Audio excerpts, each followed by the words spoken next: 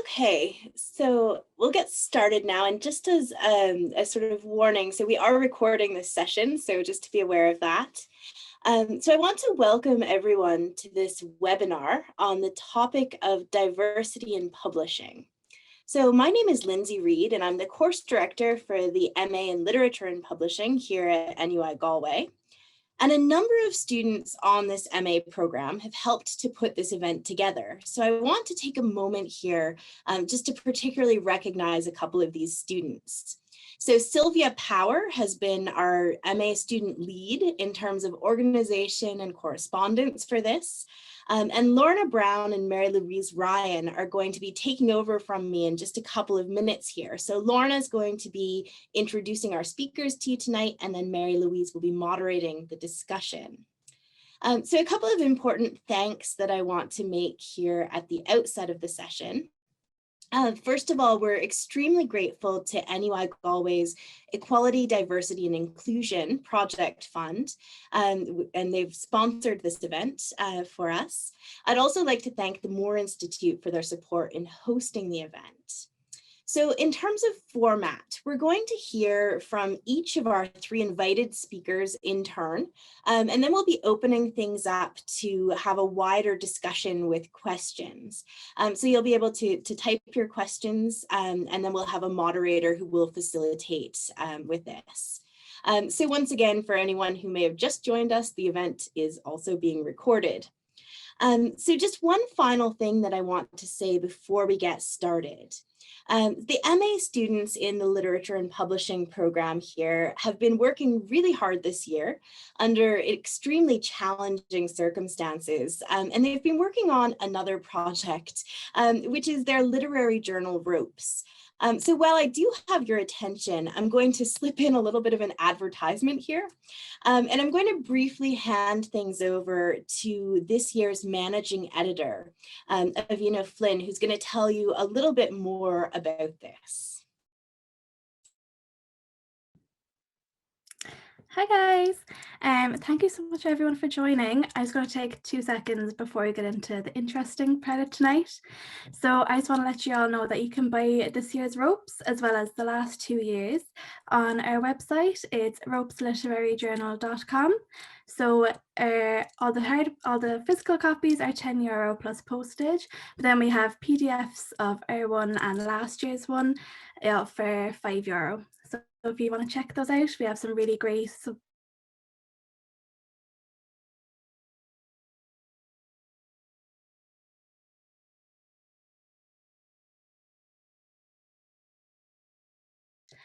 contributors this year. We have been, and loads of people around Galway that you'll get to know in the next 2 years as there's.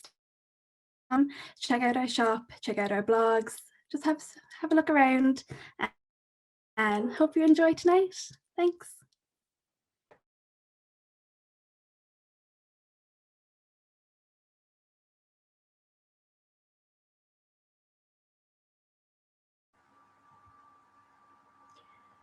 Thanks, Avine. So I will be introducing our great speakers for this evening. First up, we have Sarah Bannan. Sarah was born in 1978 in upstate New York. She graduated from Georgetown University in 2000 and then moved to Ireland, where she has lived ever since. Sarah has over 20 years of experience in the arts in Ireland across a variety of arts organisations and roles. Since 2007, she's been the head of literature at the Arts Council and lives in Dublin with her husband and 2 children. Her first novel, Waitlist, was published by Bloomsbury in 2015 and has been translated into several languages. So Sarah, I'll let you take it away. Hi everyone, and I hope my internet does not become unstable. So I am first up. So listen, thanks very much to NUI Galway and to the course for inviting me to come along to this and be part of this session. And thanks, I'm really pleased to get to hear what the other speakers have to say. I have, as is my tradition in the Arts Council, I have a PowerPoint. So I'm going to share that with you. I'm going to talk for about 10 minutes and then hand it over back. And then I'm really looking forward to people's questions. Just hold on a second. Let me start my PowerPoint. And here we go. Right. So I'm going to talk to you about the theme of tonight, which is diversity in publishing and the work of the Arts Council in this regard. Sorry about this. So the Arts Council, for those of you who don't know, we're the government agency for developing the arts. We work in partnership with artists, arts organizations, public policy makers and others to build a central place for the arts in Irish life. So that's our role and that's our remit. And for the purposes of tonight, I'm going to talk to you a little bit about our Equality, Human Rights and Diversity Policy and Strategy, which was published in 2019. So internally, we call it our EHRD policy, but I know the more commonly used acronym is EDI. But that's what we published in 2019. And I don't think I can overstate how important the policy is to the council and to the work of the organization, and it is a corporate policy. It was driven by our strategic development department, but it is very much central to the work that all of us are doing, and we are working really hard to embed this policy and its strategy within the work that every single one of us does. So it's great to be invited to a talk like this. So we believe that everyone in Ireland has the opportunity to engage with and participate in the arts. We think that, you know, the access in the arts is a basic human right. And so the whole policy and strategy is looking at proactive steps that we can take and focused steps that we can take to make sure that the arts are available to, as both practitioners and audience members in every single way, the people who make up Ireland of today. So that's existing communities, new communities, people from all social backgrounds, all ethnicities and all traditions. And so there's a real sense when we were embarking on this policy that perhaps the work of the Arts Council was reaching a subset of that population in kind of the same traditional part of Ireland, and maybe the work that we were supporting wasn't necessarily reflective of the Ireland that we live in today. And so this policy is a really important step in trying to address that. So we've committed to taking actions over the course of the coming years to actively deepen our understanding of inequalities in the arts and develop substantive ways to address them. And just within all of this, I mean, we're conscious that all of this work takes time.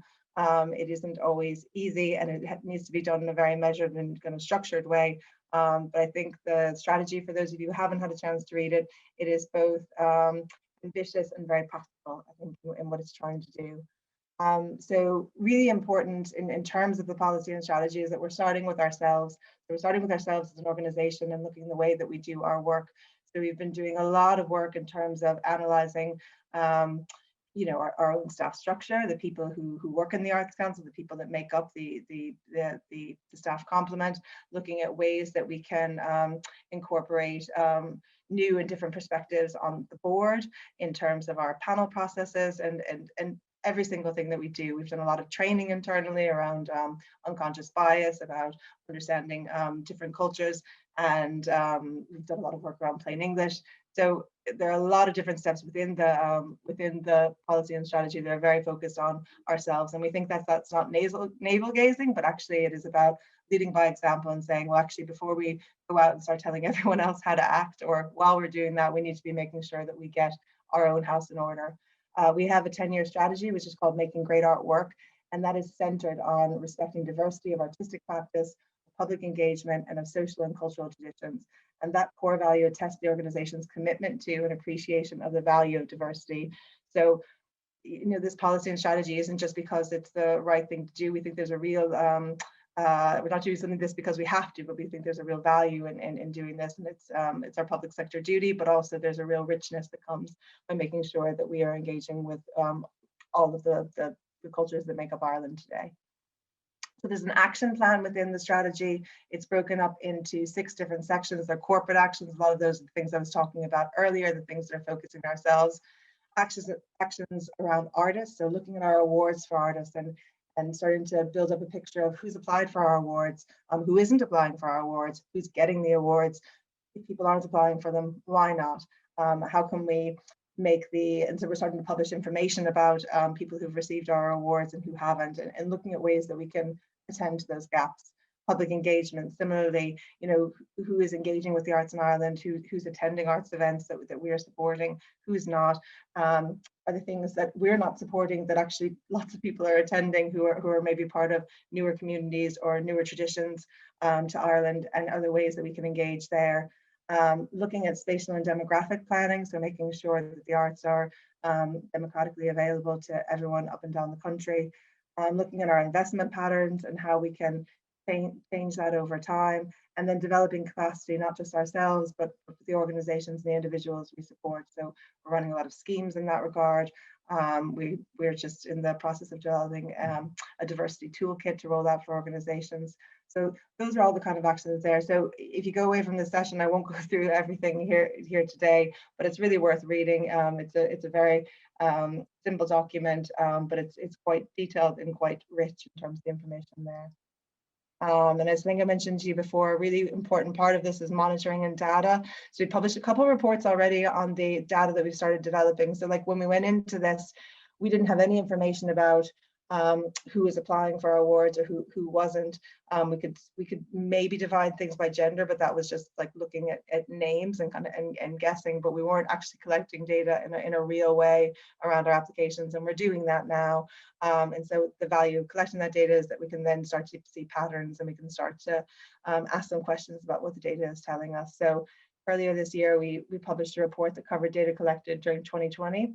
And it provides details of all those who applied for and received funding across our individual awards, and it looks at geography, it looks at race, ethnicity, it looks at age, and I might have said geography, but it looks at all those, and it's really worth looking at. And that, you know, we're super serving certain parts of the population and underserving others, and that's really important for us to have that kind of basis in order to act. And as I say, it looks at applicants to specialist schemes as well as the schemes that we've run ourselves. So that's that policy, which is the EHRD policy. And then just the other one that I wanted to talk about, like really briefly before I get into the nuts and bolts of publishing, is the paying the artist policy. So the paying the artist policy is exactly what it says on the tin. It is our policy on the fair and equitable remuneration of contracting artists, #pay the artist. So it's a very simple thing that artists, when they're engaged to do work, need to be paid for that work and need to be paid appropriately. And one of the things I probably should have said about the EHRD strategy is that while we covered the 9 grounds that are enshrined in legislation around discrimination, we added one of our own, which is socioeconomic status, because we see that as a real barrier for people engaging in the arts in Ireland, both as public engagement, but also as artists themselves. And so I think this is tied into it. So until people are paid properly for their work in the arts, and this policy is really just about artists, but we say within the policy it extends the principle of people working in the arts, and this extends here to publishing, because we all know that the publishing is kind of a notoriously poorly paid industry, and if that's the case, then people who have kind of a safety net already are going to be the people more likely to get involved in it. So we're looking at ways of encouraging better practice around payment of artists and those in the arts. So our vision of Ireland is where artists and practitioners whose talent and commitment lead them to work professionally in the arts can have productive and rewarding careers. And so again, this is a really, I think, ambitious and practical policy and strategy, which is just looking at very practical things that we can do to enable artists to be paid better for their work. So that's looking at our own policies, again, getting our own house in order, but then also going out to the organizations that we're supporting and trying to encourage them to get better policies in place. So I'm going to talk about literature really quickly. I hope I'm not taking up too much time. So this is here's a screenshot of a very fancy some data software that we have in the Arts Council now, just to show us how our investment is being apportioned. So in 2018, which is what this shows, we supported, you can see on the we supported 57 artists in 39 organizations. There was a total of €7 million requested, and we were able to spend 3.2 million. This is just literature in the English language. There's a separate slide for Irish, but that's a much smaller proportion. And that's broken up, as you can see, between strategic funding, which is kind of funding for organizations, art grant funding, bursaries. We used to run something called title by title. So we were spending around 3.2 million, 57 artists, 39 organizations. In 2020, which was just last year, there was a request of €11.4 million, and we were able to approve 5 million. So it's quite a significant increase over the period of time. We supported 221 artists and 51 organizations. There's been a big lift in terms of the number of people that we've been able to support over that time.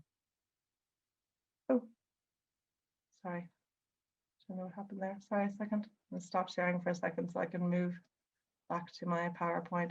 Hold on a second. think my slideshow just got too fancy for my own good. Hold on one more second, I'm almost done. Here we go.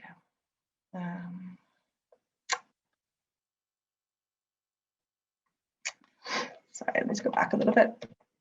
So that just shows you how much the funding has increased over that time period.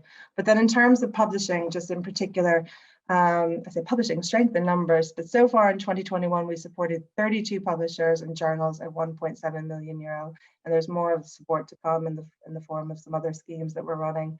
In 2011, so a decade earlier, we were funding just around 20 publishers at less than 1 million. But the composition, and I think this is what's really important, the composition of those that we're funding has changed a huge amount. Like some publishers and journals have maybe wound up or changed, but over half of the publishers that we're supporting now were founded in the past 10 years. So I think that speaks to a kind of a liveliness and diversity within those platforms, and just the approach and the policy within literature over the past 10 years has been to broaden the range of those that we're supporting and to make the avenues of support much more flexible for them. So it sort of predated the EHRD policy, but the philosophy around publishing was that we needed to have not just a small number of publishers funding kind of prestige authors, but we needed to have a lot of different outlets available, journals, small presses, that were able to capture all the voices in literature today, because that leads to a very rich and exciting literary landscape. And I think you can kind of see what's happened over the time period within that. So there's some examples of things that are happening in literature at the moment that are related to, diversity. So Words Ireland, which is a collective of resource organizations we support, they're doing a survey of artists at the moment, looking at their income and how, I suppose, the past year has affected their work. But they're also developing an equality, diversity and inclusion charter. So we're supporting them to do that work. Nidhi is going to talk to you a lot about this work that she's doing with Skeen Press and Singing Flag called Play It Forward, so I'll let her do that entirely, but we've supported them to do a really important, I think, developmental program in publishing. We have a new scheme called the Capacity Building Support Scheme, which is all about enabling organizations to build capacity in lots of different ways, and we've given additional support to organizations if they want to develop their work in the areas of equality, diversity, and inclusion. We have a new award called the Agility Award, which we will have 3 deadlines this year. We've had 1 already, but this next deadline coming up has been kind of revamped and translated into plain English, which for the Arts Council is maybe a bit of hard work, but is to try to make it as open and inclusive as possible. I mentioned there before about the reporting and the monitoring that we're doing, but we've also very much embedded equality and diversity and inclusion into the criteria for all of our schemes. So it's coming much more to the forefront of everything we're doing. So we're asking organizations to really reflect on what they're doing in these areas. A lot of organizations that we're supporting, I suppose maybe spurred on by the by our own strategy, but then just, them being just kind of awake to the world that's around us, are developing strategies that are very reflective of EDI. As I mentioned before, we're collecting a lot more information and data, and I mean, nothing like the COVID crisis to prove to us that like data can be really, really helpful in terms of informing us and making our decisions. So, we have a lot of preconceptions about who we're supporting and who we're not supporting, but collecting the data really helps us see the patterns and see where we need to make more developmental action. As I mentioned, we're developing that diversity toolkit for organizations, and then a commitment within the EHRD policy is ongoing consultation with people from more diverse backgrounds. So the Words Ireland project I thought was just an interesting one. I actually won't take too much time on this, but it's just, as I say, it's in 2 parts. One is that survey looking at artist pay and how writers are making a living, and what the barriers are to writers for working in publishing or working in the literature sector. But then they're also going to be looking at developing that charter for inclusion, which I think will be really, really important. And there's going to be a lot of work on that in the coming year. So what next? As I say, we're trying to encourage good practice when we see it. One of the principles in the EHRD policy is that of encouraging. So like rather than penalizing organizations for not having good practice, we're trying to reward good practice when we see it. the principles of transparency, inclusivity, and continuous improvement. We're trying to do that ourselves, and we're asking organizations to do the same. And when it comes to publishers, these principles are really, really important. Like, how does your submission policy work? How do you, how does your commissioning work? And being really transparent upfront about all those. As I say, broadening the number of players, broadening the number of people who are publishing and offering opportunities, because I think the more diversity there is within that, the more opportunities there are for more voices. Investing in writers, you can see that we've put a lot more money behind things like bursaries in the past in the past year in particular, and going forward, we're developing that paying the artist policy. And then we're really embedding the EHRD in the decision making. So as I said, it's kind of a core part of our criteria when we're making our decisions. So when we see that good practice and we see proposals that are addressing this area, we really work to support them. And then finally, we're embedding EHRD in our initiatives. And there's a picture of Anya Glynn there, who's our children's laureate. And I suppose we just did a review of that project last year. And, one of the things that came up within it was that, we really need to make sure that the EHRD was embedded within that. So making sure that the young people that she's working with are coming from, are reflective of the Ireland that we live in today, and that the writers she's working with are coming from diverse backgrounds. And it's the same with the laureate for Irish fiction. There's a picture of it there. We worked really hard to work with kind of different and new groups when we were rolling out that program. So that's me, my whistle stop tour. So I think I said to Lorna ahead of time, I think the others will be less PowerPointy and maybe a bit more exciting, but I hope I haven't gone too much over my time. Not at all, definitely really, really interesting. And it's really great to see like an established body like the Arts Council putting in those policies in place to do the work inside and out to promote diversity in the arts in Ireland. So thank you, Sarah. So next we will be hearing from Nidhi. Sorry, let me just find my notes here. So we're hearing from Nidhi Zak, Aria Eipe next. She is a poet, pacifist, and fabulist. She's the founder of the Play It Forward Fellowships and the poetry editor at Scheme Press and Fallow Media, and contributing editor with The Stinging Fly. She is a recipient of the Next Generation Artist Award in Literature from the Arts Council of Ireland, inaugural Ireland Chair of Poetry Student Award, and serves on the advisory board of Diversifying Irish Poetry. Her debut poetry collection, Auguries of a Minor God, is forthcoming from Faber and Faber in July 2021. So Nidhi, I'll let you take it away. Thank you, Lorna, and thank you everyone for being here and for the invitation to be part of this on the World Day for Cultural Diversity. It's really lovely to be talking about this and having these conversations. When I thought about the importance of diversifying publishing, why diversity, I think it's because stories are crucial to forging and claiming identity. So identity for me is not static. It is something that is fluid and dynamic, particularly when we're younger and hopefully as we grow older. And to form an identity, I think, requires a certain openness to becoming something other than what we think or have been told or taught that we are. And I think that literature provides some of the most powerful pointers towards the idea that an imaginary or an imagined experience can be completely authentic.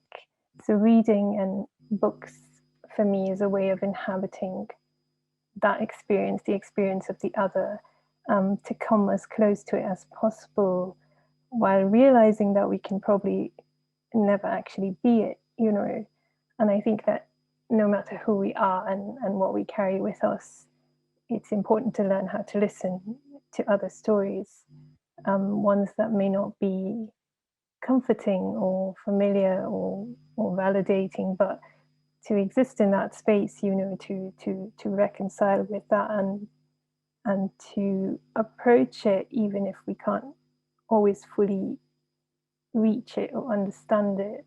And so I think part of my work in publishing and part of the reason why I wanted to set up Play It Forward was because in conversations with other writers and artists from underrepresented backgrounds, I felt that there wasn't a space for people to be able to experiment with that sense of belonging, to find their place in a sector which is sometimes seen as quite closed.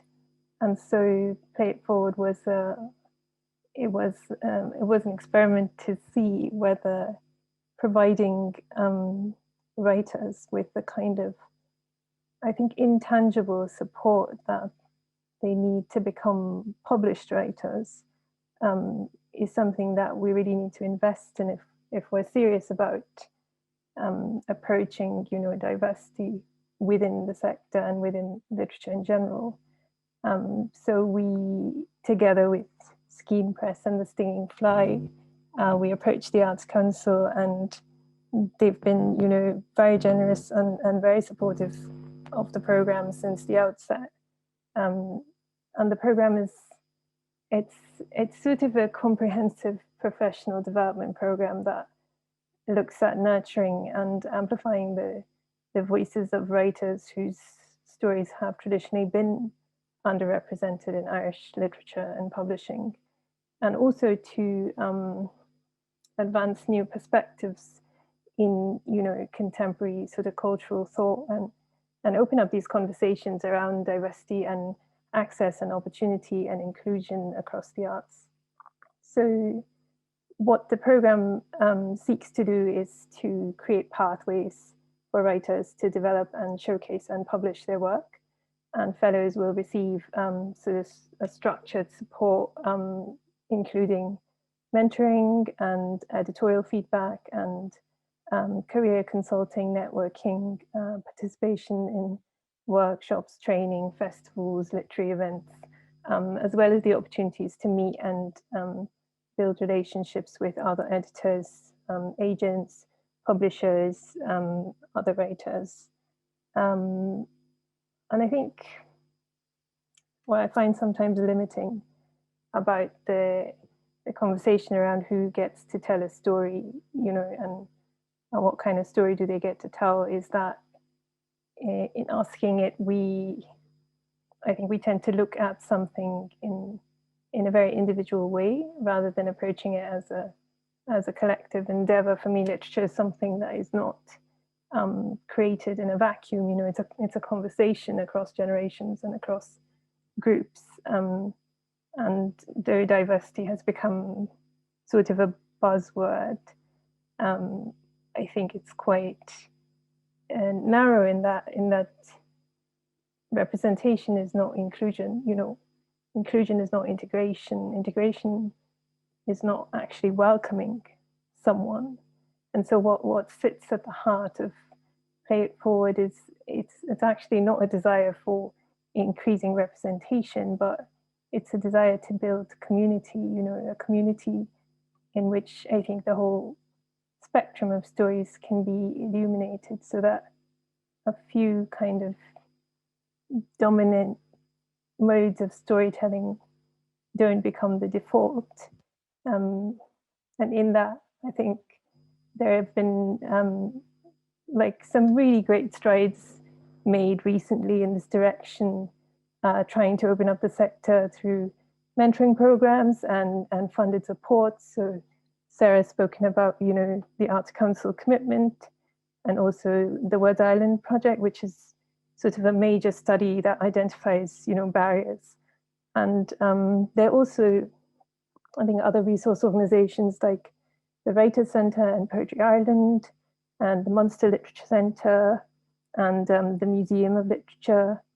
And they're all looking at, how to increase support and employment and access to opportunity. So I'm quite, I think, encouraged by all these efforts and, the commitment to diversity in publishing, and very excited to talk further about it with Chandrika and Sarah and everyone here today. So thank you.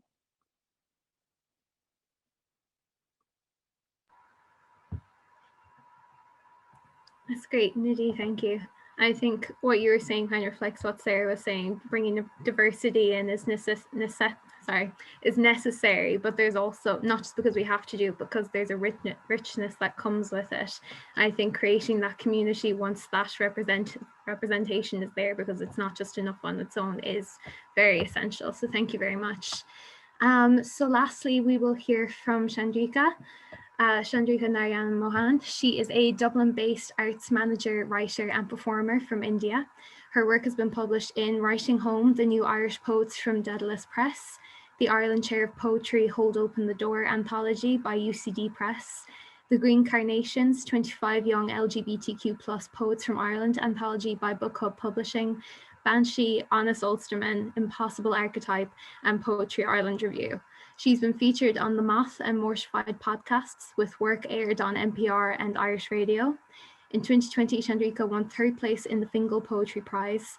She's the editor of Poetry Ireland's Trumpet Issue 9 and book reviewer for children's books in Ireland's Inish magazine. So I'll let you take it away, Chandrika. Hi everyone. So I was very trigger happy with the camera, so I had like subliminal appearances throughout.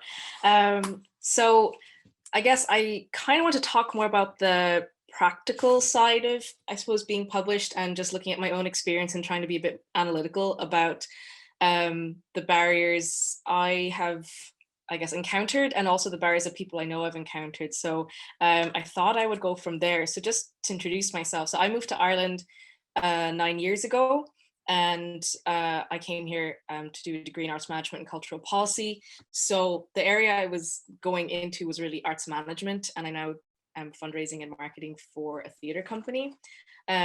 So that's kind of how I turned up here, and I wouldn't have really known how to be published or where to go or who to talk to in terms of different, publishers or writing groups or anything like that when I first turned up. And it was actually only when I worked for the Liquor Rooms as their arts and culture manager. So it was my job to run their events.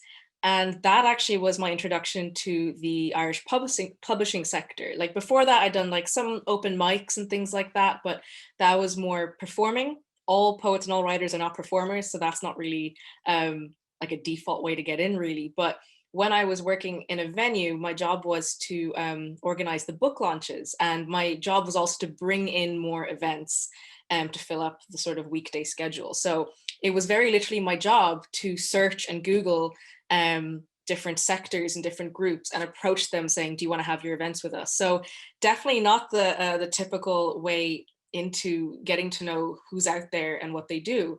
And it's certainly not one that and it's a very unique experience. Not everyone's gonna be a venue manager. So that was my introduction to these things, was actually as the person who helped run the events. That's how I met the people who published journals and the publishers of books, and booking events for example, young, I think there was the group association of young publishers. I didn't even know that existed.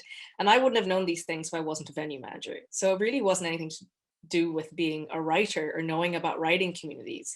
And I do feel that gave me a really big advantage because it put me in a position that wouldn't have been different to someone Irish, I suppose, because it was literally just my job to go find those people and talk to them and engage with them. And because I naturally love literature, I continued those conversations and got to know those people. So it was all about the network. And it was only really through that network that I heard about Angela Carr's open submission list, which is this, the Bible of submissions that everyone should definitely know about and definitely look at.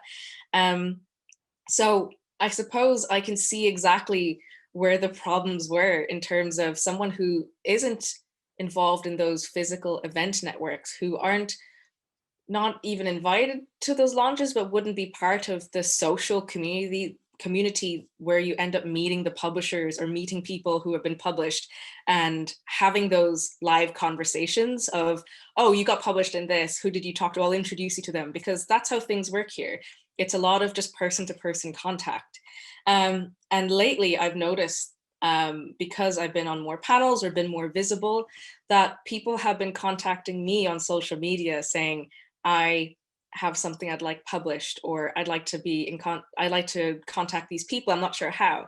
And I find it really interesting that people are contacting me directly, because there is a reason that they haven't contacted the organizations directly, or some of them have and they didn't get replies, or some of them are just don't know if they can or don't know if they should.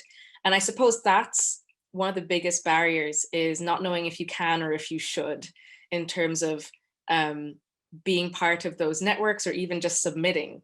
I have heard my own friends, their spouses told them, oh, you probably can't apply to that because you're non-EU.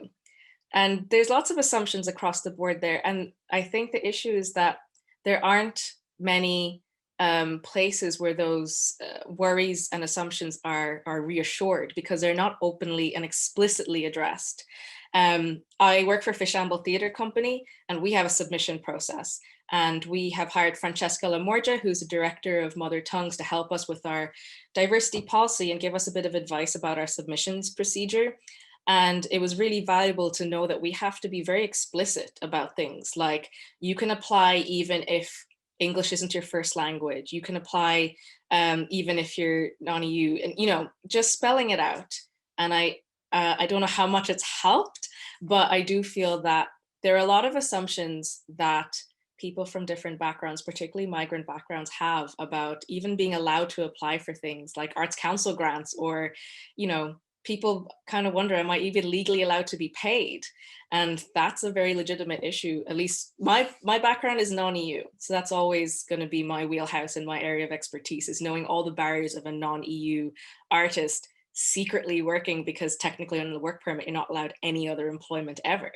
So I know that there are barriers in terms of non-EU migrants, in terms of misinformation and assumptions that aren't explicitly addressed by publishing houses or by main organizations. And I think there is something about being the person that people contact.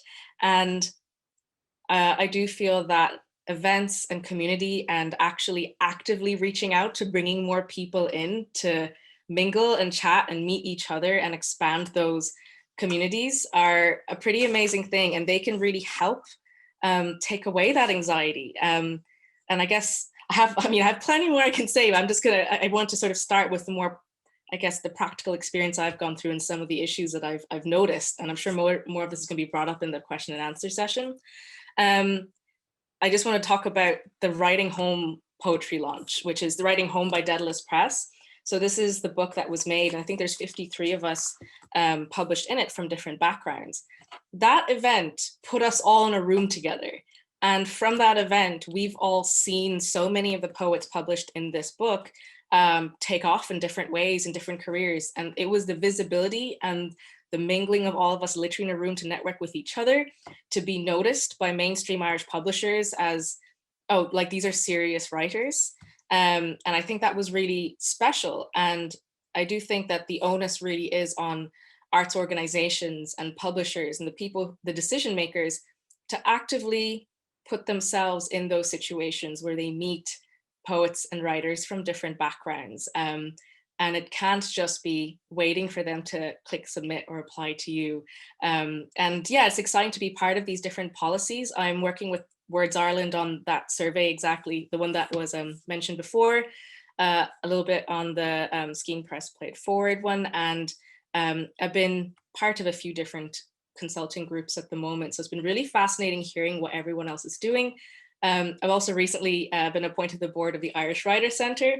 No pressure, but yeah, it's really interesting to see these strategies take shape, and a lot of them are funded by that Arts Council capacity building grant, which has been a really huge boost for organizations to pay for someone's expertise to come and help them shape and mold these things and do the research and do the surveys. So as Nidhi says, I am excited and positive about what's coming up, but I think it's also worth noting that these barriers have been happening for a long time, and there's a lack of communication between people from so many different backgrounds who are writers and the decision makers. And it's great to see that gap closing, but there's loads more that can be done.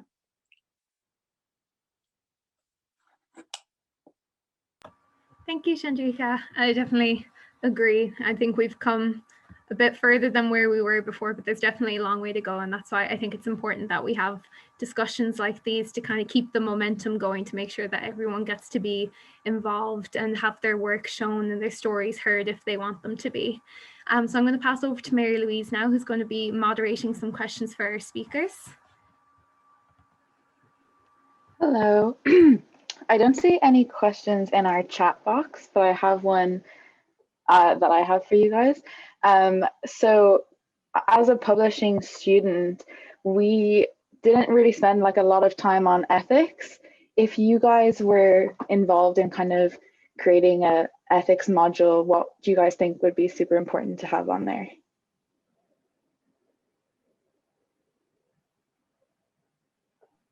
Who wants to take off on the ethics module?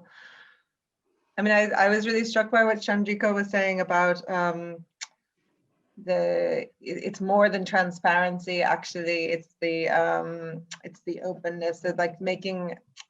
I guess it's making things, and we can be guilty of this in the arts, the Arts Council as well, in terms of like kind of click through a lot of things before you find the answer to the question. But it's making a submission process something that is welcome and open, and yeah, addressing those FAQs before they become FAQs, and being very clear, and then having a submission policy and an acquisition policy or a editorial policy, have that be the same as what is actually written on your, you know what I mean? So a lot of places do have like open submission policies, but I think there would be a sense that like, how open is that? Like what really happens? Like what is the, and people assume that there is some kind of,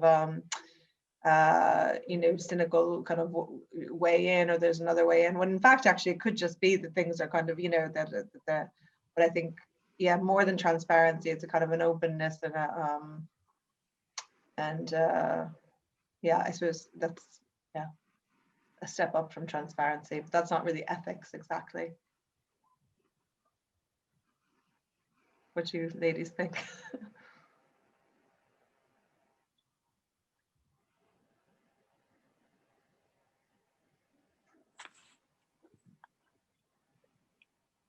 I guess, well, actually, yeah, I mean, I have a question, I suppose, when you say the ethics of publishing, sort of what, I mean, that could be the ethics of a lot of things, not just specifically publishing. Yeah. So I suppose, like, what topics-ish would you envision being addressed? I just feel like it's such a huge, big philosophical question of like the ethics of publishing actually really is just the ethics of all inclusion and all of the arts. So I'm like, I might need a narrower. Right.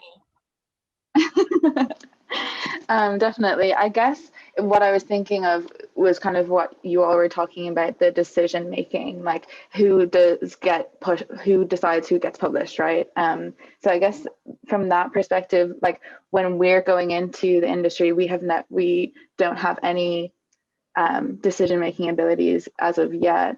But what should be, the goal? What is the most ethical way of decision making, I guess?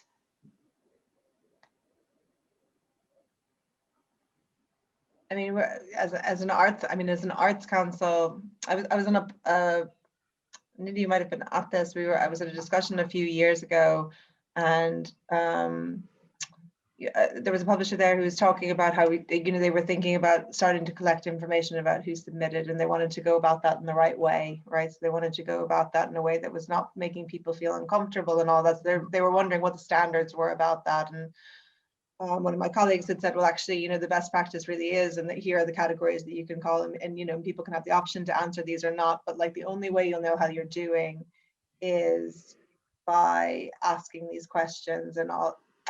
And then he was saying really the reason they wanted that information is they could build up a picture of over time who was submitting and who was being published, and then over time they'd be able to kind of look at, okay, is there a pattern here? Is there something that's being kind of overlooked? And then maybe if there's a kind of a group or kind of that is being overlooked in some way, maybe they need to do more workshops, or maybe they need to do, there's more kind of work that needs, because in his opinion, They have a group of, he works with a number of different editors, and they have different kind of artistic taste, but artistic quality would be the number one thing that would choose that. But then they wanted to kind of use the data over time to inform their decision making, and to inform maybe other developmental things that they would do. So, you know, I think certainly I know when there was you know, I think Nidhi made that point about like representation isn't inclusion. So, you know, having a kind of having 10 contributors and making sure you're kind of ticking 10 grounds or something is not really what I think people are after. I think what people are looking for is that openness and that kind of real receptivity, if that's a word, to other voices, and to, yeah. So I don't know, Nidhi, if you have anything to say on that. Yeah, I think that's true, Sarah, that receptivity and that openness, which you both touched on, which I think is quite hard to do, because in Ireland especially, this is such a small sector, and it's very under-resourced. So many editors, particularly those of literary magazines or journals, they don't receive any financial compensation for their work. And internships, you know, where they are offered, advertised on a voluntary basis or for very little pay. And these are also, like you said, Mary, usually only entry-level positions, and they don't account for those who have more experience in the same or similar sectors.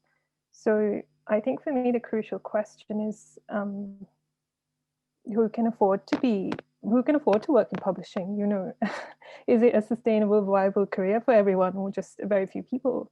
And particularly for those people who face additional barriers, such as, you know, having caring responsibilities or attending to chronic illness or disability, it's very difficult to, I think, create a sort of a structure within which there will be equality of access for everyone. If we start from where we are now, you know, I think I'm, you know, one of a small handful of editors from underrepresented backgrounds working in publishing across the island, and I believe I'm one of the only ones in a permanently employed position, and this really needs to change. You know, it's 2021. I would like to see a shift in the dynamics of power. I would like to see a fairer spread of the means of production and distribution of arts and culture across different segments of the society. I think it's time that we start to have these really difficult conversations. You know, can be tricky to try and engage with these questions, particularly when people have been marginalized, they've been oppressed, you know, they've been discriminated against. But I think it's important to start having these conversations, and to include all the different organizations and government agencies who are sort of responsible for looking after these, and also have them have conversations with each other. So like Chandrika mentioned about there's a particular visa that you get, which is called a stamp 1G if you come in as an international student. And you graduate from a tertiary level institution in Ireland, you get a permit that allows you to look for a job within a year within your field of specialization. But there are a number of constraints or conditions that are attached to this permit. And one is that you have to have a minimum income of 30,000 euros a year before they'll even consider you for that permit. And so many people don't know this. And if you want to work in publishing, you can forget about working on that permit, because you're not going to get that at all, you know. And we have so many people who have approached us through Skeen Press or the Stinging Fly who've said, we want to work in publishing, we want to work with you. And we just are not in a position to be able to support them, to fund them, to be able to do that. So either you exploit the labor that someone is sort of willing to give, you know, or you try and find a way to resource that position, which sometimes can take years. So it is a very difficult, and I think, you know, it's sort of a long game, but yeah, I think it really needs to be addressed, and not in this sort of very touch and go way, but in a very comprehensive sort of way. Yeah, and I think, I mean, maybe you touched upon a lot of the stuff I'm like, I do have an answer now, finally. But yeah, actually, you took a lot of those really great points, and a lot of it is about, yeah, it would make sense that within an ethics modules to investigate fully the structures around accessibility and inclusion. And that has to be everything. It has to be disability. It has to be non-EU barriers. It has to be, you know, colorism. It has to be people who are like second or third generation, but they're people of color and Irish and all those things, because I do feel that sometimes diversity is just lumped into one thing, but all of these things need very different approaches. They have very different communities, different ways of sharing information. So like, just keep, I think something that, and tries to investigate that as much as possible is really useful. And, you know, actually what you brought up, Nidhi, about being able to hire, I mean, again, I know it's just non-EU people, because there's plenty of people from underrepresented backgrounds in Ireland who are not non-EU, but, you know, the whole point that people don't see themselves in positions of decision-making across the board in terms of publishers or you know, heads of organizations, and the fact that people are messaging me and I'm like, I'm not the right person to message, but it's because it's there's so few of us that are seen more visibly and are in decision-making positions. And oh God, like I've had three visa scares over the last year. I've almost had to leave twice. I've just wanted to work and pay taxes, and everything I did was legitimate, but it is almost impossible to work and live here. It's, even if you've done literally nothing wrong, it all goes wrong constantly. There's almost no such thing as a fluid process. So, I mean, there's that as well that prevents people coming in from other countries that are perfectly qualified, that could be in those leadership positions. But sort of going back to what you're saying about sort of investigating ethics, like there's a lot, I suppose, you could look at, and in terms of reports and stats from other countries and other organizations, in terms of like blind reading and data collection, some of that Sarah touched upon as well. Active engagement, like what works for what has worked and what hasn't worked for publishers, organizations around the world, or, you know, places kind of similar to us, but different, like, you know, looking even at Scotland is always a really good measure, actually. But even, you know, things like, what are the barriers of submissions? And, you know, I've heard from a lot of different places how their submission policies are, you know, some of them are like Tramp Presses is definitely my favorite, that if you don't read women writers, we're not going to accept your work. Too bad. That is not something you're going to see in policies in, you know, in a lot of places. But, you know, I think it's really interesting to investigate the different submission policies for different organizations, and particularly ones that produce really diverse, genuinely diverse stories, having a look at, well, what's their submission policy and how do they attract people? Because they must be doing something right. So I think even just being able to study what works and what doesn't work across lots of different things, why people don't submit is a big, big question. Like, we were at the Women Ex Borders event just before lockdown at the Irish Writers Centre, and there was a really great event there with women publishers all talking about this a lot, like the issues with attracting people, the ethics of how to engage directly while also waiting for submissions. Why is it that mostly men will submit?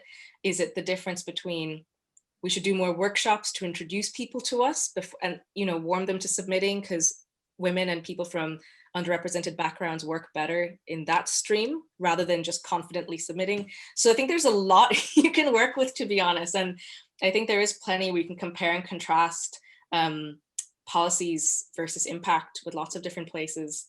Might be somewhere to start anyway. I was just thinking, Chandrika, I was thinking about that Tramp policy is like I think that's a good example of one of the things we say to organizations, because like, go back to what Nidhi was saying about the under-resourcing. So I think one of the challenges for publishers in terms of tackling this ginormous issue is that, you know, I don't think very many people working in literary publishing in Ireland consider themselves in positions of privilege or power because they are so under-resourced themselves. So then they just think, oh my God, now there's like this is another thing on top of, you know, on top of on everything else. And now in fairness, that's like generalizing. But then I will say, what we say to organizations, if we don't expect every tiny journal in Ireland to take on like the full weight of, you know, we're a state agency, like we have to take on that. That's our role in that. But each journal can do the thing that they do really well. So So it's quite right for Trump to say, actually, no, we're going to really focus on this particular area. Or there might be another journal that's saying, actually, we're really going to be looking at, or what Skeen decided to do, which is like we are looking at BAME writers only. And I think that's really powerful as well, to kind of say, actually, we're not going to be totally inclusive in that kind of way. It's not going to, not everything's going to be a very broad church, but we're going to look at this area of underrepresentation and really tackle it well. So I've been excited by those kind of things because people really know what their vision is and they really know what they're after. But yeah, I think the question that Nidhi goes back to, that's why I reference the paying the artist policy at the same time as the EHRD, because it is a big problem. It's there are very few people who make more than €30,000 like in the arts in Ireland, full stop, you know, like a year, you know, that's a, so yeah. Yeah, and that's why it's so, like, it was really uplifting, especially with 2020 and everything, that this year, like, that so much money from the budget went to the Arts Council and so much money has been invested back into the Arts Council. So it is very exciting in that way. And kind of going back to what Chandrika was saying about looking at Scotland, Tramp Press came and talked to us, and they're kind of funny. They call themselves Tramp. So they're like, our Scottish Tramp. She like kind of looking at how there's so many Scottish publishing houses, and like how in Ireland there's like not as many publishing independent houses, and kind of looking at like why that is really interesting too. But I just see there's a question in the chat. So today, with the popularity of new media such as TikTok, the readers are exposed to more fragmented and entertaining information. What would the role of the publisher be with facing new media, and how can publishers promote Irish literature on the new media?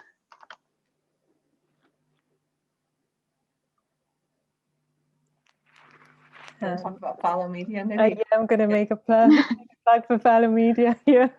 So Follow Media was set up by Ian Mullaney a couple of years ago, and I met Ian through actually the Next Generation Award, where we both received the award in the same year, and then he invited me to be poetry editor this year, and I think they are well ahead of their time and doing some incredible work in terms of exploring writing as sort of a dynamic process, not something that is static on a page, you know, or just a body of text. So there's always something that accompanies text. There's audiovisual elements, you know, there's sort of sonic or performative elements to it that really complement the piece of writing, and they're usually really collaborative efforts as well. So they'll invite, you know, other artists, other writers, musicians, you know, performers to interpret, I suppose, the text in their own way, and that sort of adds a layer to it that didn't, you know, wasn't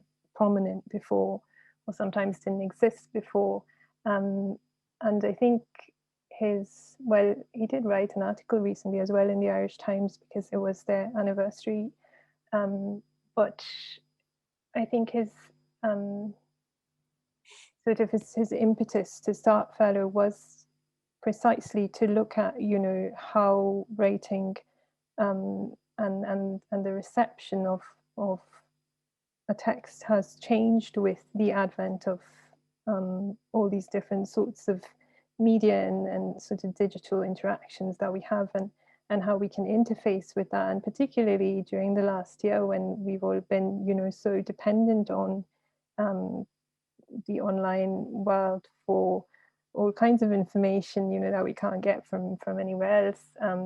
That interaction has been really, I think, amped up quite a bit, and so it is interesting to see with, you know, the fragmented attention, or maybe just not having as much to put into something as you had before, but also being able to maybe access things in a different way, and to be able to have it be more tangible than just, you know, a book, which is, for me, a book is sort of like a relic, you know, it's a thing from the past.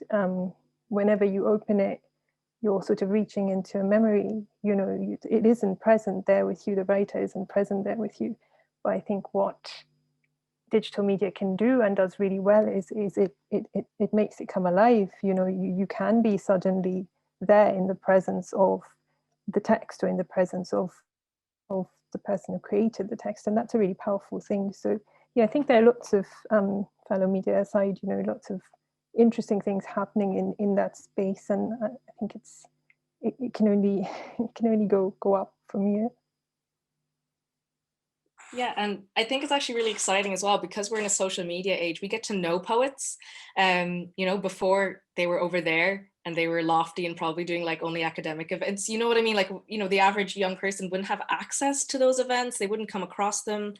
And, you know, the more poets and performers, like, I mean, artists in general, to be honest, from different backgrounds that have like amazing personalities online, I think really open up those lines of communication. I mean, Felicia, for example, Felicia Olasanya, or Feli Speaks, great social media presence, lots of storytelling, like people will get to know her. And like the fact that that's poetry, she's a poet, that's her job. That's not something people see very often. And then in terms of working class voices, you know, like the way that Colm Keegan works in schools loads, you know, and really, really talks about poetry to young people and on their level. Even like, you know, Stephen James Smith's like poetry that, you know, became really viral.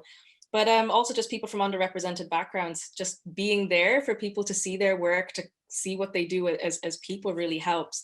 And I guess in terms of like breaking down poetry, like, I mean, rap and poetry have been integrated for an awfully long time. Dagogo Hart's the best person to talk about this, because he's the one who really tells a story of how when he was in Nigeria, like rap was his way into poetry. And like now here he is in Ireland, you know, with a Poetry Ireland commission, you know, that's a journey, and he's there to now talk about it. So I do think that having these stories told by younger artists from different backgrounds who are fantastic speakers, they're dynamic, they're fun, and they take this like the heaviness out of it, and the fact that, and also even things like Bibi Ashley's collection by Banshee Literature is mostly about Harry Styles. The fact that also it helps people realize that poetry can be about anything. It can be accessible in lots of different ways. It's not something to be scared of, and you can publish an entire collection like inspired by Harry Styles, and you can be a major poet. Like that's awesome. That's really cool. And I think those are good stories to share with younger people who might think it's not for me, I don't have a way in. It's kind of great to go, you do, because look at all these people and look at the stories that they're openly sharing. You can literally just go on their Twitter and you can read it yourself. There's no wall there. And I think that's a part of what can get young publishers and young writers yeah, it's a see it to be it process, really, but also it's good to remove to remove that wall between the writers, the publishers, artists, and people who want to be in those positions, so they can just go, oh, that is attainable. Oh, I see your process, I see how you got there, and I probably can just message you and you might reply. You know, that's not something that was available before. Yeah, and the two, I mean, I'm sure as publishing students, you know this, but like the two big areas of growth in publishing and book sales at the moment are, number one, poetry, and that is because of like Instagram, and it is because of new media, and then audiobooks, because again, people have really like, and part of that is Audible, but also BarrowBox and all of that, and people have discovered. So new media is actually just opening up a new audience for the relic of the book. And I held this up because this is the Follow Media book, Some Good Will Come. So it's really good. It's exciting that social media is doing something really positive in that way. I have just another question about like mentorship. So it seems there's a lot going on with mentorship in literature and publishing right now, both like in Ireland and internationally.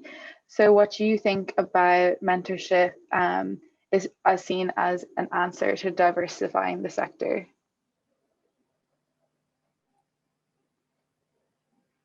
I'm going to throw this straight over to you, Nidhi. I'm not even gonna. I was like, you know, this is your wheelhouse. I don't know if it's the answer to anything, but I do think that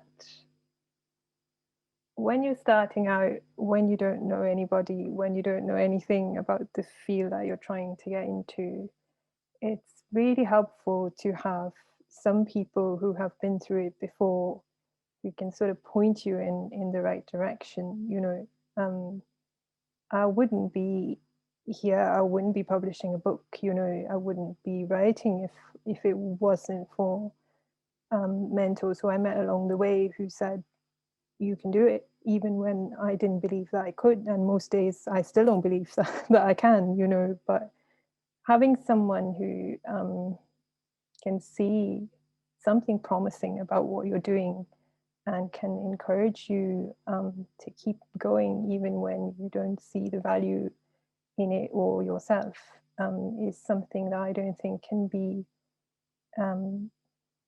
underplayed or replaced. And I don't think that I think that being a writer without sort of being a mentor for someone is sort of it's incomplete, you know, because for me writing is it's a craft, and a craft is always sort of it exists because there's an apprenticeship, you know. You learn by doing, you know, you don't learn by reading about it, you learn by actually doing it. So a person who's a writer is a writer because they write, you know, not because they published or they did a degree in writing or whatever. And I think in that respect, you need to have somebody, even if that person isn't living and isn't tangible and isn't reachable directly, you need to have some sort of inspiration and some sort of guidance to be able to feel like you have permission to do the thing that you're trying to do. And I think that's sort of magnified when it comes to people who come from groups or backgrounds where you don't have anybody who's done that before, you know. So sometimes, like, we were talking to some working class writers, and they said, you know, we would be laughed out of town if we said that we were writers, because nobody does that, you know. That's really pretentious. Like, where we come from, that would just be seen as, you know, you're too big for your boots, kind of, well, who do you think you are? And that's really interesting, because like there are a number of barriers that people face, you know, but many of them are self-imposed, and many of them are sort of writers will self-censor themselves for a variety of reasons, you know. And so if you're not already in this sort of dominant racial educational class sort of group, you aren't necessarily going to think that you could do this thing, you know, and if you did do it, whether you would be successful or not, you know. So there's a lot of assumptions there that I think need to be unraveled, and having a mentor who understands that and will be with you through that is something that I don't think I at least can't understate the impact that it's had in my own life and in the life of, you know, people I've worked with and been friends with. So yeah, I think sort of going off of what you were saying just there, Nidhi, like having a mentor who kind of gets it. And I think that's why it's extra important that the mentors should be someone like the people you're trying to attract as well. Like, I've seen that before, and I've seen people critique it as well, that like there have been mentorship programs or pairing up programs where the person, I suppose, in the sort of more powerful position was white and Irish, but the person being mentored was from diverse backgrounds. And like they might, like, I'm sure that the actual program was fantastic, but the idea is that needs to change. So the idea is that, you know, more of the mentors need to be from different backgrounds, because that's even going to do something in itself, regardless of who even applies to the mentorship or gets it. Even that level of visibility of, oh, they're in those positions, changes the power dynamic even in itself. And I think that kind of is it with mentorships. It's about shifting the power dynamics, about sharing, it's about democratizing the knowledge sharing process, because once you've passed it on, you know, you're hoping that they're going to pass it on to other people as well. And you're hoping that your mentees aren't going to remain in a mentee position. You're kind of hoping that they're going to be part of, you know, that stable, and for it to have sort of expand exponentially. I mean, in my head, that's what I would want. And like, we're part of a lot of different mentorship programs at the moment. I mean, and even the smaller ones, the smaller moments are really important. I mean, Nidhi, you know, co-edited Hold Open the Door, which is just a big collection of the impact of mentorship. Like you can just read it and go, oh, that's why it matters. You know, diversity aside, just the pure act of having someone even respond to your emails who you respect, all the way through to like really solid mentorship relationships, to like, oh, the one about Seamus Heaney writing a note to someone who writes like killed me. But you know, there's so many of these moments that aren't technically mentorship, but when we're looking at the structures, I think actually drawing from stories like that will help inform the more structured mentorships and make them more meaningful, because it's actually a really great giant case study you can hold in your hand about what really impacts people and gets them writing and gets them to believe in themselves. And yeah, I think also just the idea of mentorships that help put people in the decision-making places and not just always going to be, I'm in the position asking for work. I'm part of the Ledbury Critics, Poetry Critics of Colour initiative at the moment with Poetry Ireland. And I think that's really interesting because you're not applying to for mentorship to be a poet, you're applying for one to write about other poetry. That's a power dynamic discussion, that you have a place of power if you're a critic. So I thought that was really interesting to put that together, and that has all the reports and information from its UK counterpart. So it has all that impact information behind it. So yeah, I think there are a lot of different, I suppose, structures that have happened before, and just seeing them all come up at the moment, the fact that they exist is useful. I mean, I know that the very literal measurable impact is always going to be small because there are always going to be small groups who get in year on year. But hopefully even just the idea of informal mentorship might blossom from it, because as we can see from Hold Open the Door, that's what impacted like a rake of writers to believe in themselves. So I think using that information and making sure that we spread that, I guess, that headspace, that mentality, and that generosity with everything, informed by a mentorship structure, even if it's not an official one, is something helpful. I was going to say, in addition to that, I think that's all so true. And I think in addition to the, like, there's the formal mentorships and there's the informal ones. But then I also think, Nidhi and Chandrika, you both mentioned experiences of like the writing home, or I'm thinking of like the long gaze back, like the experience of people being chosen, you know, Sinead Gleason ringing you up and saying, I want you to be in this anthology. And then like Next Generation would be another, where it's a group of peers as well. I think there's the mentoring of the older, but then I think there's that being selected to be part of a group of people who are a bit like you, or a bit different, and but having that kind of sense of community, I think is also kind of part of the, if it's like a virtuous circle, I think that's somewhere in with the mentoring, is that those, and they're kind of formal but informal at the same time. That's so interesting, because the second part of that question was kind of what's the evidence, like I guess in the data, and from a data standpoint, what's the evidence of mentorship working in terms of versus maybe financial support schemes? But I feel like you guys kind of answered. Yeah, and I think that, I think they're good. I mean, I think, and there's always a balance, but I think in general, like I think if you can have a kind of a paid, if there is some kind of the more formal mentorship that has a kind of a paid component to it, can be really helpful in terms of just formalizing things and making it okay for someone to feel like this isn't a favor and this isn't a this and this isn't a, so I think those things can be valuable. But then that's not to take away from, you know, the more informal things that will happen hopefully will happen in a nice way over the course of your career. But then there's always that fear of, you know, things not being as, you know, the power dynamics are tricky, you know, so I think when they're more formalized, sometimes that can be a bit easier, particularly when someone is perhaps in a more vulnerable position.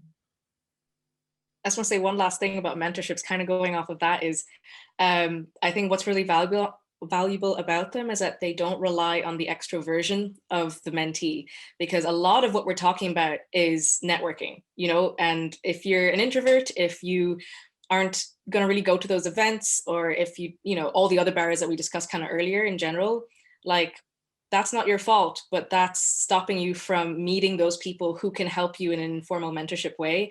But it all really relies on extroversion, and that's very, very unfair. And it relies on social skills. It relies on, it goes against people who are neurodiverse.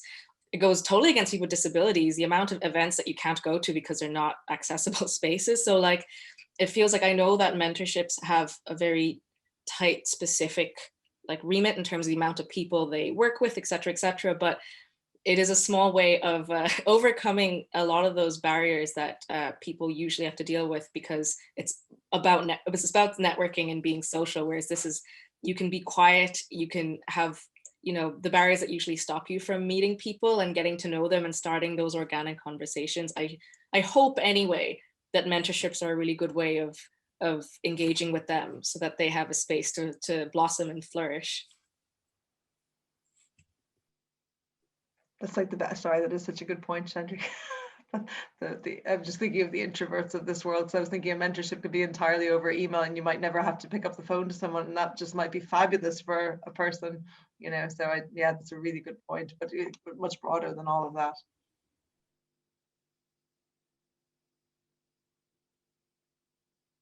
Yeah, networking has been like the #1 advice that everyone who's ever come to speak to us as a publishing student, that networking is everything. And that kind of was brought up amongst us, that like, is that fair? Like, what if you are like basically like in a different place or anything like that? But that is one part of, I guess, the virtual kind of all these virtual events happening now with festivals and things like that. It is more accessible, and hopefully going forward that kind of component could be kept within the structures of festivals and things like that. Another question I have is, who are some of your favorite diverse Irish authors at the moment?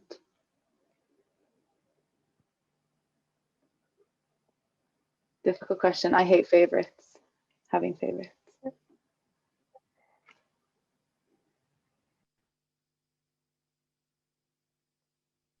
I feel like I want someone else to start talking so I can start pulling things out of my bookshelf while he's. Well, I could probably go with a bunch of poets at the moment who I really love. So Supriya Kaur Dhaliwal, her new book, The Yak Dilemma, is just out with Makina Books. Sean Hewitt wrote Tongues of Fire. Owen de Verdun wrote Why the Moon Travels, which is brilliant and up for a Children's Book Award, I think. Scott McKendry, Charlie Lang, Rosaline McDonough, whose new book Unsettled is coming out this September. I don't have any books to pull out. I'm not at home, so I can't pull them off my shelf. But Chandrika, maybe you can pull some out. I mean, it's kind of like a mad question, because it's like diverse is a lot of different types of people, so you need a lot of different bookshelves to give the answer justice. I mean, I suppose the most recent one, sorry, I have sticky notes all over it because that's how I do panels. I take all my notes and I shove them on the book, so I'm so sorry. But this is My Name Is by Polina Cosgrave, and you know, she's Russian, and her poetry really talks about being from different places and sort of violence and love and all that overlaps that comes with it. I love sort of Fiona Bolger, but also different projects she's involved in, because she always strives to bring an Irish and Indian connection together. So like, this is a collection of like loads of poets between India and Ireland. I thought that was really cool.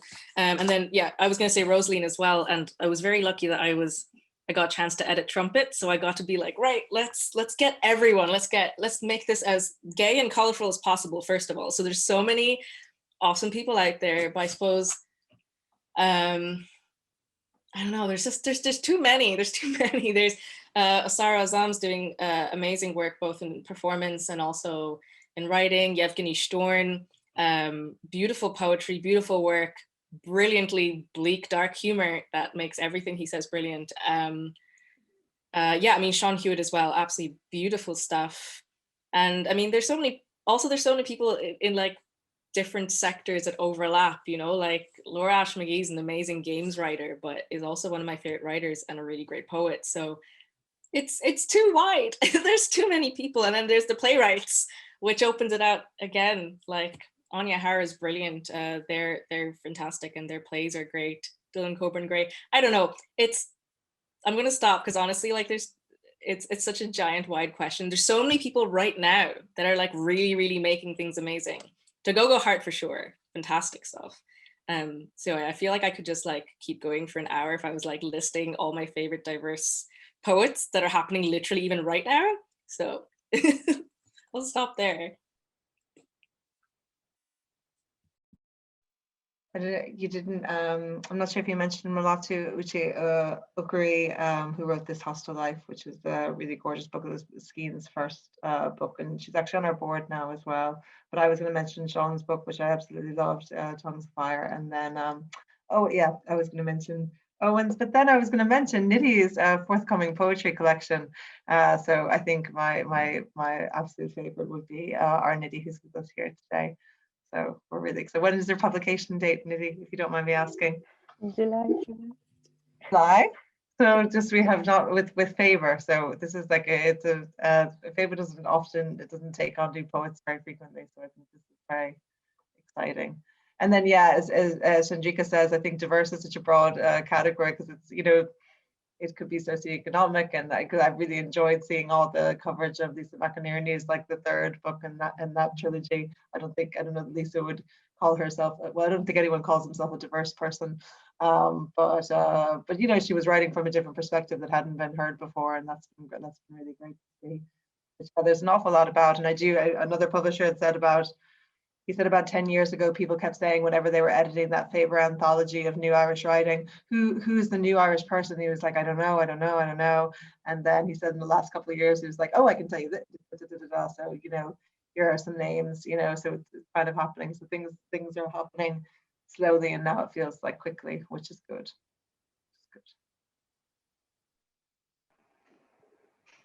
That's really exciting that there's so many new things happening right now. Another question I have is back to kind of looking at Scotland as a national context that maybe Ireland could inspire from or get some inspiration. So what other national contexts do you think we should be looking at other than just Scotland?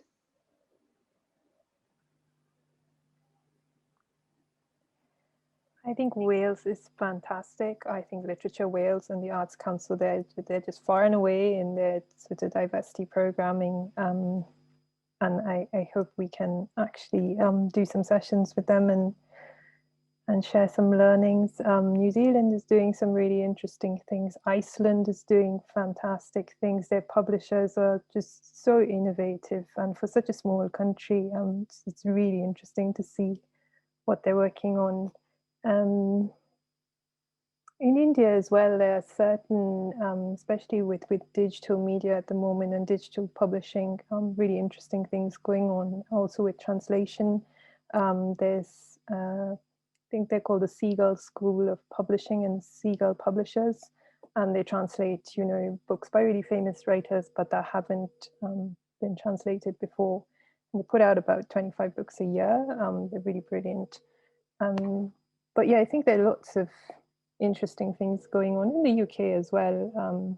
Quite a few independent small publishers who are trying out different ways of publishing. I think publishing is interesting, you know, because it's sort of like it's a business like any other, you know. And when publishers say they believe in a book, what they mean on some level is that they can get behind it, you know, which is to say that they can sell it and make a decent profit, and if not a profit, at least not make a loss, you know, and thereby keep themselves in business. So it's really interesting to look at it from that angle, to look at it as actually a business where the book is a commodity, you know, and the aesthetic aspect of literature is sort of not as considered in publishing decisions. And it's been interesting sort of going through the process of publishing myself, where I see how many of those decisions just really come down to fundamentally, you know, what resources do they have and how much they want to invest in a certain thing, you know, and that's on the basis of, and I suppose advances as well, where you look at how much do you think that this book is going to make, you know, which is quite a crass way of looking at it, but it is the reality, I think, in publishing. And so I think what we call successful publishers are ones who have managed to rake in a decent profit and keep themselves going and keep their businesses sort of financially sustainable, you know. And looking at it from that aspect, looking at it from sort of the viability of your business, you know, is really interesting, because I don't think it's something that we talk about a lot either here, is unless you're working in publishing, there is not much transparency around, you know, salary scales and how much people get paid. There's no sort of benchmarking of these salaries either. So you could work somewhere and get paid 40,000 a year as a director. You could work somewhere else and you get paid 15,000 a year as a director. And it's really just how much you're taking from the business, you know. So I think on some level, we need to start having those conversations as well. We need to start publishing data around, you know, what are those benchmarks? Is there some sort of like universal, you know, level that we can aspire to, so that people are not feeling like they're being exploited, or they're being sort of told something and then, you know, given something else, which I think is what Sarah was also talking about earlier, which I think is important, especially if you're bringing in people who are not familiar with the sector and haven't maybe worked in it before, to know that they're actually getting a fair deal, you know, and it isn't, yeah, it is just something that I think we should be looking at.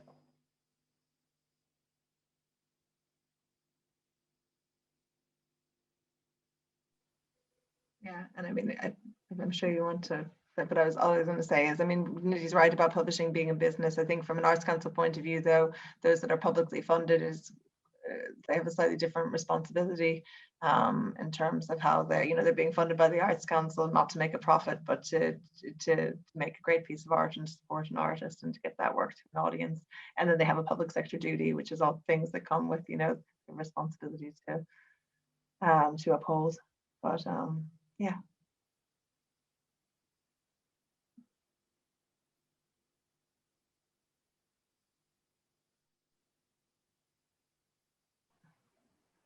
Well, oh yeah, one more question. When will the data from the Words Ireland survey be released? No, I'm not sure. The closing date is still not. I think that's the closing date is this week or next week. I'm not sure. I can't remember.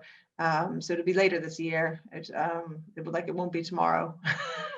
So I think they'll want to take that and they'll want to analyze it, and I'm sure try to put it into some kind of shape for people. But all the work is meant to be happening this year. They got some funding for it for last year. So yeah. And in the arts, we do kind of ongoing surveys, much to people's dismay, with artists as well. So we'll be publishing the results of those in the next little while ourselves. But the Words Ireland one is great. It's a great piece of work to have going. So yeah, sign up to the newsletter if you haven't already. Definitely. Well, this has been so interesting, and I think like the biggest takeaway has been transparency for me, and transparency would be great for everybody, not just for diversity and inclusion. So I think those are all the questions I have, unless there's any other last minute questions anyone wants to put in the chat. But yeah, I just want to take another opportunity to thank our speakers again. Thank you so much, Sarah, Nidhi, and Chandrika. We really appreciate your time, and we also want to thank the EDI Project Fund who supported this, as well as Lindsay Reid, who set it up as well with the students. So yeah, it was a really fun webinar and really interesting. So thank you all so much. Thanks for having us. Thanks. Thanks to you all. for having us. Thanks.